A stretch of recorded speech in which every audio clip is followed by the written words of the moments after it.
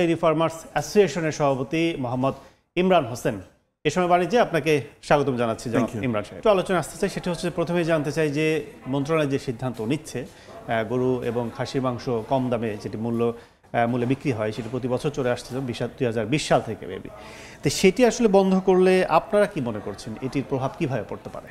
আমার কাছে মনে হয় এটা আসলে মার্কেটের এটার একটা ভালো প্রভাব থাকে সবসময়। যে আমরা দেখছি অন্যান্য সময় তো এই কার্যক্রম চলে না, একমাত্র শুধু রোজার মাসকে টার্গেট করে এই কার্যক্রম চলে। গত বছর এমনও লক্ষ্য করা গেছে যে রমজান মাসের আগে বাজারে গরুর মাংস যে দাম ছিল, আমাদের এই কার্যক্রমের ফলে রমজান মাসে যে গরুর মাংসের দাম কমে গেছে, এটা কিন্তু একটা বিরল ঘটনা। তো এটা কিন্তু আমরা যদিও 4,500 কেজি কিংবা 5,000 কেজি মাংস অত বড় একটা ফিগার না, বাট সিম্বলিকলি কিন্তু মার্কেটটাকে হালটা টেনে ধরার মতন একটা কাজ হয়। মানুষ যে মাংস ব্যবসায়ীদেরকে বলে যে ওই জায়গায় 600 টাকা বেচতেছে, তোমরা 800 টাকা 900 টাকা চাচ্ছ কেন, একটু কমায় দাও, এই যে একটা তাদের উপরে একটা চাপ থাকে, তারা একটা চাপ ফিল করে। এবং সারা বাংলাদেশে যে গরুর ব্যাপারীরা তারাও একটা চাপ ফিল করে যে না ঠিক আছে, ঢাকায় তো 600 টাকা কেজি ভ্রাম্যমানে বিক্রি হচ্ছে, তাহলে বাইরের মার্কেটে 650-700 টাকার বেশি বিক্রি হওয়া উচিত, এইরকম একটা চাপ আসলে ক্রিয়েট হয়। তো আসলে এটা আমার কাছে মনে হয় অনেক ভালো প্রভাব পড়ে মার্কেটে, স্পেশালি আমরা যদি নিম্ন আয়ের মানুষের কথা চিন্তা করি।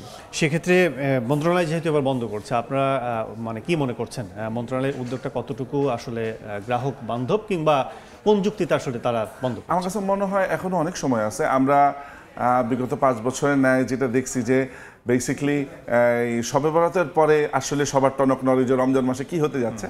তো আমার কাছে মনে হয় এখনো লং টাইম টু গো, 1 মাস সময় আছে। বাট আমার কাছে মনে হয় মন্ত্রণালয় পজিটিভলি চিন্তা করবে এবং এটা নিয়ে আসবে। কারণ আমাদের যে এখন উপদেষ্টা মহোদয় আছেন, উনি তো খুব পজিটিভ মাইন্ডেড একজন মানুষ।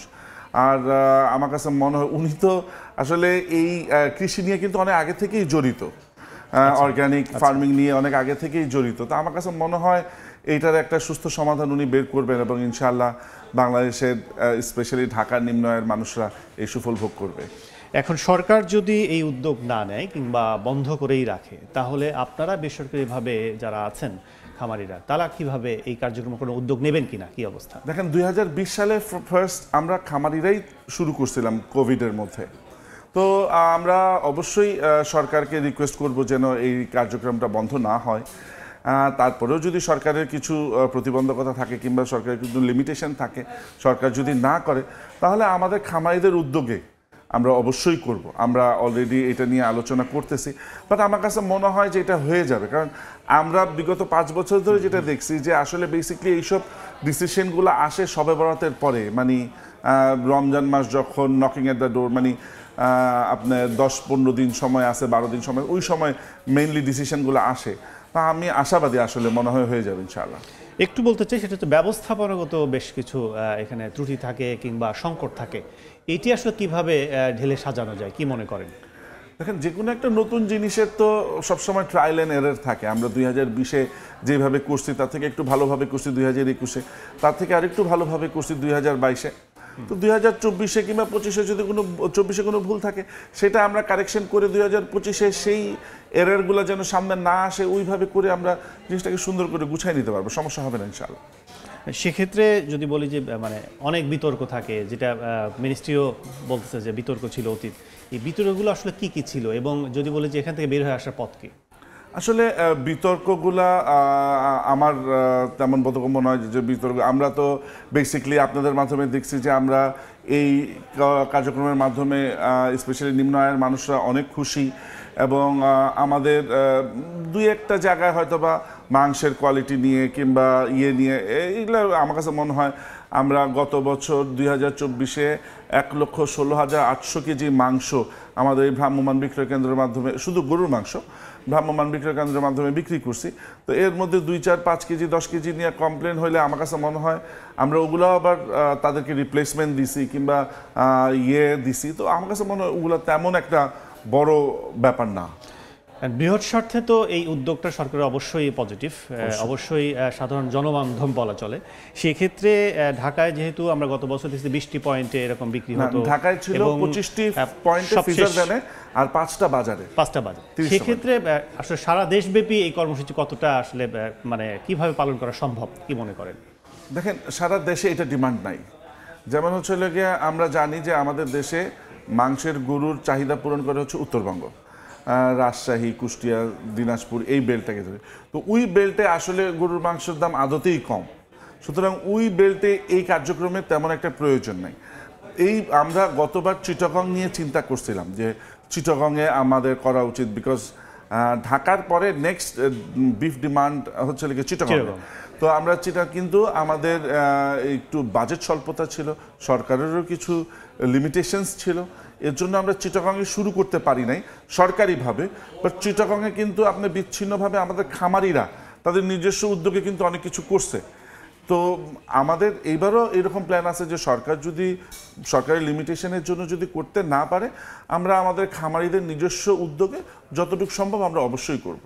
সেক্ষেত্রে ঢাকা এবং ঢাকার বাইরে কতজন খামারি এবং কিভাবে আপনাদের এই ম্যানেজমেন্টগুলো কিভাবে করেন, কি অবস্থা?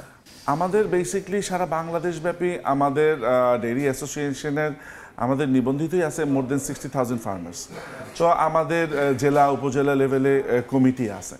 তো আমরা গত বছরও করছি, গত বছর কিন্তু আমাদের চিটাগাংয়ে মোটামুটি ব্যাপকভাবেই হয়েছে, প্রায় আমরা 8 থেকে 10টা পয়েন্টে কিন্তু মাংস বিক্রি করছি।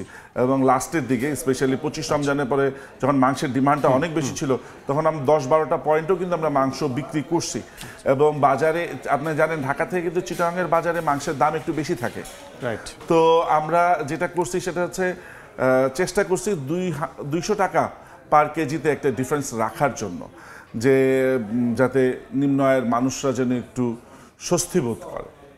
সেক্ষেত্রে যদি বলি যে মানে মাংসের কোয়ালিটি যেটা নিয়ে আলোচনা একটু আগে আমরা করছিলাম, সেটা কোয়ালিটি আসলে ফলটা হয় কিভাবে? আপনারা তো ফ্রিজ আপ করে সব কিছু নিয়ে আসেন, সেক্ষেত্রে ঢাকার মাংস শুধু থাকে না, ঢাকার বাইরে থেকে মাংস আপনারা নিয়ে আসেন? না, আমরা ঢাকার বাইরে থেকে গরু নিয়ে আসি, মাংস নিয়ে আসি না। আসলে হয়েছে কি, এই জায়গায় একসঙ্গে একটা জায়গায় 4,500-5,000 কেজি মাংস প্রসেসিং করে। আমি আরেকটা ক্লিয়ার মেসেজ দিই আপনার মাধ্যমে, সেটা হচ্ছে এই ভ্রাম্যমাণ বিক্রয় কেন্দ্রে যেই 1 কেজি মাংস বিক্রি হয়, বেসিকলি সেটা কিন্তু খোলা বাজারের 1100 গ্রাম মাংসের সমান। কারণ কি, আমরা এই মাংসটার শেলফ লাইফ বাড়ানোর জন্য আমরা করি কি, এই মাংসগুলো গরুগুলো কেটে আমরা 4 খণ্ড করে একটা এসি রুমের মধ্যে কিন্তু ওদেরকে ঝুলায় রাখি, যাতে এক্সট্রা ময়েশ্চারগুলো যেন আউট হয়ে যায়। তো এক্সট্রা ময়েশ্চার, তারপরে যখন আমরা এগুলোকে প্রসেসিং করি, ছোট ছোট টুকরা করি, তারপরে প্যাকেট করি, তখন কিন্তু ওই যে নর্মাল দোকান থেকে কিনতে গেলে মাংসের ভিতরে যে এক্সট্রা ময়েশ্চার থাকে, আমাদের ভ্রাম্যমাণ বিক্রয় কেন্দ্রের মাংসে কিন্তু সেই এক্সট্রা ময়েশ্চারটা থাকে না। একটু বলেন যে প্রতিদিন আপনারা কত পরিমাণ মাংস সাপ্লাই দিতে পারবেন বাজারে? আমাদের 5,000 কেজি পর্যন্ত মাংস সাপ্লাই দেওয়ার সক্ষমতা আছে ইনশাআল্লাহ। অনেক অনেক ধন্যবাদ জনাব ইমরান হোসেন আলোচনা করার জন্য। দর্শক, আলোচনা করছিলাম কম দামে মাংস বিক্রি রমজানকে উপলক্ষে, সেই সিদ্ধান্ত থেকে সরে আসছে মন্ত্রণালয় এখন পর্যন্ত। সে বিষয়ে আজকে আমাদের সাথে স্টুডিওতে এসে আলোচনায় অংশ নিয়েছিলেন ডেইরি ফার্মার্স অ্যাসোসিয়েশনের সভাপতি জনাব ইমরান হোসেন।